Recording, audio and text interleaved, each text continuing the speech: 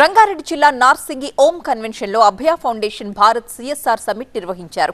ఈ కార్యక్రమానికి మాజీ ఎంపీ కొండా విశ్వేశ్వరరెడ్డి, పద్మభూషణ్ దేవవరప్రసాద్ రెడ్డి, వాసుదేవరెడ్డి, కృష్ణ మనోహర్ దేవి ముఖ్య అతిథులుగా హాజరయ్యారు.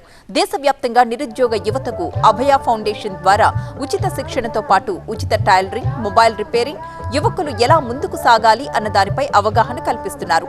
దేశవ్యాప్తంగా ఎక్కడున్నా అభయ ఫౌండేషన్ లో చేరిన యువకులంతా మంచి ప్రయోజకులవుతారన్న నమ్మకం ఉందన్నారు సిఎస్ఆర్ ఫౌండేషన్ కృష్ణ మనోహర్ దేవి.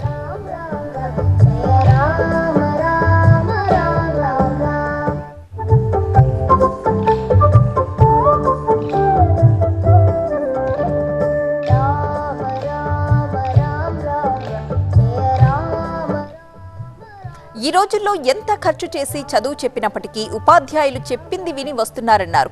బయటికి రాగానే సంస్కారం నేర్చుకోవాల్సిన విద్యార్థులంతా నేర్చుకోలేరనిపిస్తోందన్నారు పద్మభూషణ్ దేవవరప్రసాద్ రెడ్డి. అభయ ఫౌండేషన్ 17వ వార్షిక ఉత్సవము ఒక మహోత్సవంలాగా ఈరోజు హైదరాబాద్లో ఓం కన్వెన్షన్లో జరుపుకుంటున్నాం.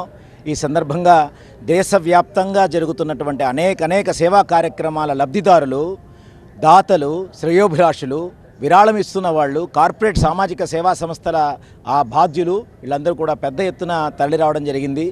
ఈరోజు సుమారు ఈ 2024 దాకా 12,000 మందికి ఉపాధి శిక్షణ కల్పించే ప్రయత్నం చేశాము.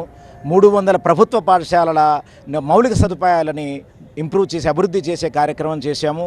800 మందికి హైయర్ ఎడ్యుకేషన్ స్కాలర్షిప్ ఇచ్చే ప్రయత్నం చేశాము.